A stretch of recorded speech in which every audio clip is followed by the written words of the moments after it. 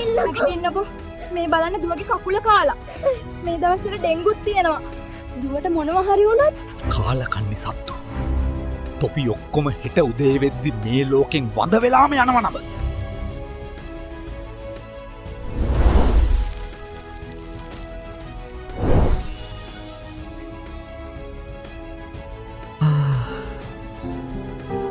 පුදුම සැනසීමක් නේ අද. එක මදුරුවෙක් නෑ.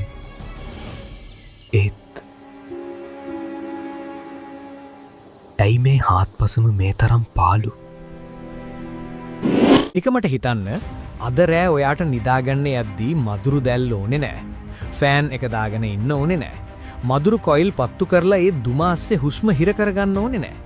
ඔයාට පුරුවන් ජනේල ඔක්කොම ඇරලා දාලා හඳ එළියත් එක්ක එන සිසිල් හුළඟ විඳින ගමන් සුවසේ නිදාගන්න. ආයේ කවදාවත් රැට ඔයාගේ කන ළඟට ඇවිත් හූම් ගාලා ඔයාගේ නිින්ද කන මදුරුවෙක් මේ ලෝකේ නැහැ. කොහොමද ඒ හැංගීම? දිව්‍ය ලෝකෙ ගියා වගේ නේද? අපි හැමෝම පොඩි කාලේ ඉඳන් අහන දෙයක් තමයි සත්තුන්ට කරුණාව දක්වන්න ඕන කියන එක. හැබැයි මේ ලෝකේ ඉන්න බිලියන 8ක මිනිස්සු එකා වගේ එකඟ වෙන එකම එක දෙයක් තියෙනවා නම් ඒ තමයි මේ මදුරුවෝ නම් අපායටම ඵලයන් කියන එක. ඩෙන්ගු හැදිලා රෝහල් වල දුක් විඳින පොඩි ළමයි දැක්කම මැලේරියාව නිසා ලෝකෙ මැරුණු කෝටි ගානක මිනිස්සු ගැන හිතුවම අපිට හිතෙනවා ඇයි දෙවියනේ මේ වගේ සතෙක් මැව්වේ? මුන් නැතුව ගියා නම් ලෝකෙ කොච්චර ලස්සනද කියලා. හැබැයි යාළුවනේ කතාවේ අනිත් පැත්තක් තියෙනවා. විද්‍යාඥයින් කියන විදිහට මදුරුව ලෝකෙන් තුරන් වුණොත් අපි නොහිතන භයානක ප්‍රතිඵල ගොඩකට අපිට මුහුණ දෙන්න වෙනවා. සමහර විට අපිට චොක්ලට් කන්න නැති වෙන්න පුළුවන්. කුරුල්ලෝ භාගයක් වද වෙලා යන්න පුළුවන්. ඇත්තටම මදුරුවා කියන්නේ සබාදහමේ වැරදීමක්ද? නැත්නම් අපි නොදන්නා ලොකු මෙහෙයුමක් කරන පුංචි නියමුවෙක්ද? අද වීඩියෝ එකෙන් අපි කතා කරන්නේ ලෝකයේ දරුණුම සතාගේ අතුරුදහන් වීම ගැන. ලෑස්ති වෙන්න, මොකද මේ කතාව ඔයා හිතනවාට වඩා ගොඩක් සංකීර්ණයි.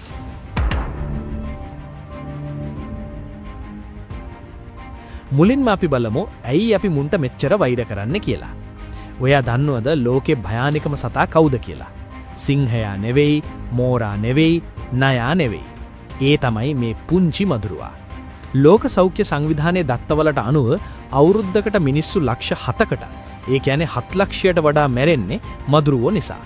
ඒ කියන්නේ යුද්ධවලට වඩා, ත්‍රස්තවාදයට වඩා, රිය අනුතුරු වලට වඩා මිනිස්සු මදුරුවෝ නිසා මැරෙනවා. ඉතිහාසයේ පුරාවට පෘථිවියේ ජීවත් වුණු මිනිස්සුන්ගෙන් භාගයක්ම මිය ගිහින් තියෙන්නේ මදුරුවෝ නිසා බෝ වෙන රෝගවලින් කිව්වත් ඔයා විශ්වාස කරනවද? ලංකාව ගැනම හිතන්න. ඩෙන්ගු කාලට අපේ ඉස්පිරිතාරු පිරෙන විදිහ මතකනේ. පොඩි ළමයි, තරුණ ළමයි හිටගෙන ඉද්දි මෙරළ වැටෙනවා. IDH හොස්පිටල් එකේ ඇඳන් යටපවා රෝගීන් ඉන්න කාලයක් අපිට තිබුණා. ඉතින් මේ හැමදේම දිහා බලද්දි අපිට හිතෙනවා මුන්ව වඳ කරලම දාමු. මුන්ගේ නැති වැඩේ මොකක්ද කියලා. ඇත්තටම හිතන්න. හෙට උදේ නැගිටිනකොට ලෝකෙ එක මදුරුවෙක්වත් නැහැ. මොකද වෙන්නේ? ලෝක සෞඛ්‍ය පද්ධතියට ලොකු සහනයක් ලැබෙනවා. ඩෙන්ගු, මැලේරියා, සිකා, කහවුණ වගේ රෝග එක රැයකින් අතුරුදහන් වෙනවා. ආණ්ඩුවලට බෙහෙත්වලට වියදම් කරන කෝටි ගානක සල්ලි ඉතුරු වෙනවා. ඔයා මදුරු කොයිල් වලට, ස්ප්‍රේ වලට, ක්‍රීම් වලට මාසෙකට වියදම් කරන සල්ලි ඉතුරු වෙනවා. කැලෑබද ප්‍රදේශවල, ගංගා ආශ්‍රිත ප්‍රදේශවල මිනිස්සුන්ට බයක් නැතුව ගෙවල් හදාගෙන ජීවත් වෙන්න පුරුවන් වෙනවා. සරලවම කිව්වොත් මනුෂ්‍ය වර්ගයාගේ ආයු කාලය එකපාරටම වැඩි වෙනවා. මේක නිකන් සුරංගනා ලෝකයක් වගේ නේද? හැබැයි සබාදහම කියන්නේ ඔය තරම් සරල තැනක් නෙවෙයි. හැම දෙයකම අනිත් පැත්තක් තියෙනවා. දැන් අපි ටිකක් ගැඹුරට හිතමු. සබාදහමේ වැරට නැති සතෙක් ඉන්න බෑ. හැම සතෙක්ම තව සතෙක්ගේ කෑමක්.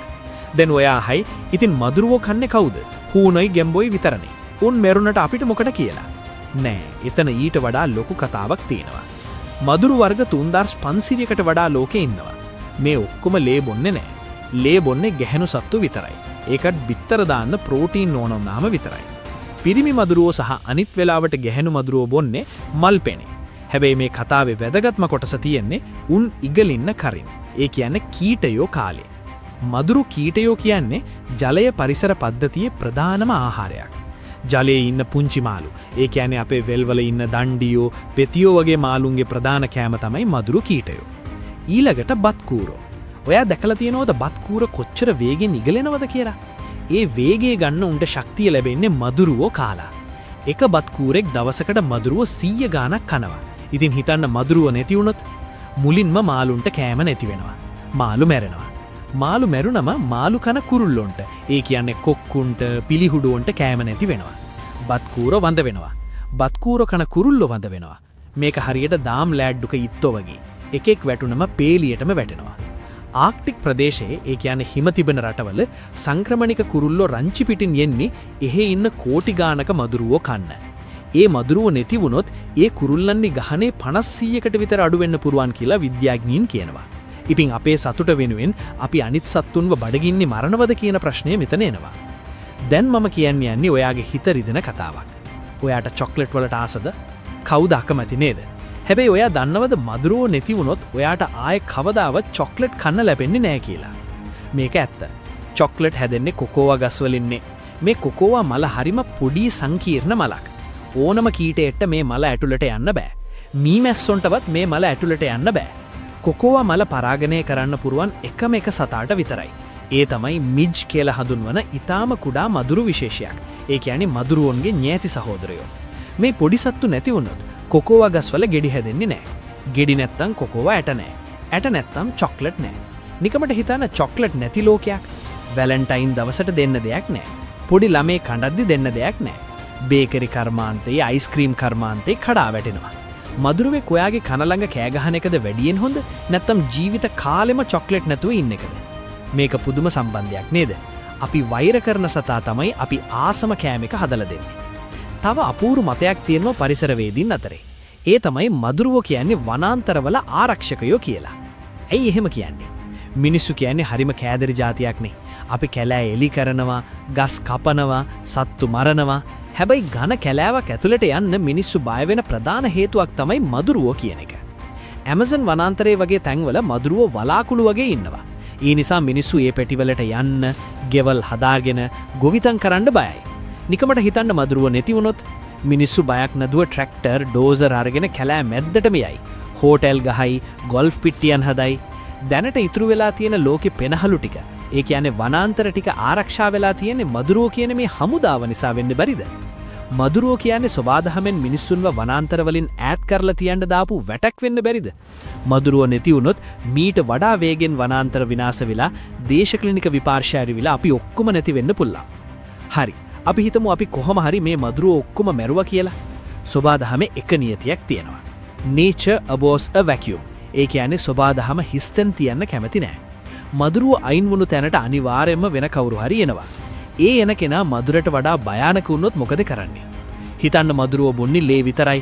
ඒත් මදුරුවන්ගේ තැනගන්න එන අලුත් මැස්සෙක් අපේ මස් කන්න පටන් ගත්තොත්, නැත්නම් අපේ වගාවන් විනාශ කරන්න පටන් ගත්තොත්, දැනට මදුරුව නිසා හැදෙන ලෙඩවලට බෙහෙත් අපි දන්නවා.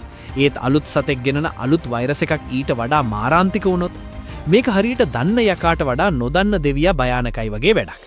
පරිසර පද්ධතියක් වෙනස් කරනවා කියන්නේ හරියට ඇස් පියාගෙන බෝම්බයක් එක්ක සෙල්ලම් කරනවා වගේ වැඩක්. පුංචිම වැරදීමකින් මුළු පද්ධතියම කනපිට පෙරලෙන්න පුළුවන්. මේ කතාව නිකන් ෆැන්ටසි එකක් නෙවෙයි. මේ වෙද්දි විද්‍යාඥයින් ඇත්තටම මදුරුවන්ව ලෝකෙන් තුරන් කරන්න තාක්ෂණය හදලා ඉවරයි. ඔය අහලා ඇති බිල් ගේට්ස් පවා මේ ව්‍යාපෘති වලට උදව් කරනවා. එයාලා කරන්නේ ජාන තාක්ෂණය. ඒ කියන්නේ ජීන් එඩිටිං පාවිච්චි කරලා මදුරුවන්ගේ DNA වෙනස් කරන එක. සරලව කිව්වොත් එයාලා ලැබ් එකක හදනවා වද පිරිමි මදුරුවෝ. මේ මදුරුවෝ කැලේට ගිහින් ගැහැණු සත්තුත් එක්ක එකතු වුණාම එයාලට ලැබෙන දරුවෝ වැඩිවියට පෙළමින්න කලින් මැරෙනවා. මේ ක්‍රමය පාවිච්චි කරලා බ්‍රසීලය, ෆ්ලොරිඩා වගේ තැන්වල මදුරු ගහනය 90%කට විතර අඩු කරලා තියෙනවා. හැබැයි මෙතන ලොකු සාධාරණික ප්‍රශ්නයක් තියෙනවා. මිනිස්සුන්ට අයිතියක් තියෙනවද මුළු සත්තු වර්ගයක්ම ලෝකෙන් අතු ගාලා දාන්න? අපි කවුද තීරණය කරන්නේ ජීවත් වෙන්න ඕනේ කවුද, මැරෙන්න ඕනේ කවුද කියලා? අද අපි මදුරුව මරයි, හෙට අපි කියයි මේ චැරපොත්තෝ වැඩක් නැහැ උන්වත් මරමු, අනිද්දා කියයි මේ මියන්ගෙන් කරදරයි උන්වත් මරමු. අපි මේ විදිහට සබාධම පාලනය කරන්න ගිහින් අන්තිමට අපේම වල කපා ගනීද? ජුරාසික් පාක් ෆිල්ම් එකේ ලස්සන කතාවක් කියනවා. Your scientists were so preoccupied with whether or not they could, they didn't stop to think if they should. ඒ කියන්නේ ඔයාගේ විද්‍යාඥයින් මේක කරන්න පුළුවන්ද කියන ප්‍රශ්නේ විතරයි තිබුණේ. ඒත් මේක ඇත්තටම කරන්න හොඳ දෙයක්ද කියලා එයාලා හිතුවේ නෑ. අවසාන වශයෙන් මට කියන්න තියෙන්නේ මේකයි. මදුරුවා කියන්නේ අපිට වදයක් තමයි. උන් නිසා අපි ආදරය කරන අය මැරෙනව තමයි. ඒ වේදනාව ඇත්ත. හැබැයි අපි ජීවත් වෙන්නේ තනි ලෝකෙක නෙවෙයි. මේක මහා විශාල ලැකක් වගේ පැටලුණු සම්බන්ධතා තියෙන පද්ධතියක්. එක නුලක් කැපුවොත් මුළු ලැටම ලිහෙන්න පුළුවන්. මදුරුව නැති ලෝකෙක ලෙඩ අඩුවෙයි, ඒත් සමහර විට චොක්ලට් නැතිවෙයි, කුරුල්ලෝ අඩුවෙයි, මාළු නැතිවෙයි. හොඳම දේ තමයි මදුරුවන්ව සම්පූර්ණයෙන්ම ලෝකෙන් මකලබාන එක නෙවෙයි, උන්ව පාලනය කරන එක. උන්ගෙන් බෝ වෙන ලෙඩවලට එන්නක් හොයාගන්න එක. අපේ පරිසරය පිරිසිදුව තියාගන්න එක. මොකද සෝබාදහමේ ඉන්න දරුණුම සතා මදුරුවා වුණත් සෝබාදහම විනාශ කරන දරුණුම සතා මදුරුවා නෙවෙයි, ඒ අපි. ඔයා මොකද හිතන්නේ? ඔයාට බලය තිබුණොත් ඔයා එක බොත්තමක් ඔබලා ලෝකේ ඉන්න ඔක්කොම මදුරුවෝ මෙරලා දානවද? නැත්නම් මේක සෝබාදහමට බාර දීලා නිකන් ඉන්නවද? චොක්ලට් ඕනේද? මදුරුවෝ නැති ලෝකයක් ඕනේද? පහලින් කමෙන්ට් කරන්න. මේ වගේම කුතුහලයේ පිරුණු ඔයාගේ මොලේ වෙහෙසන තවත් වීඩියෝ එකකින් හමු වෙමු. එතකන් මදුරු දැල්ල දාගෙන පරිස්සමට නිදාගන්න. ජය වේවා.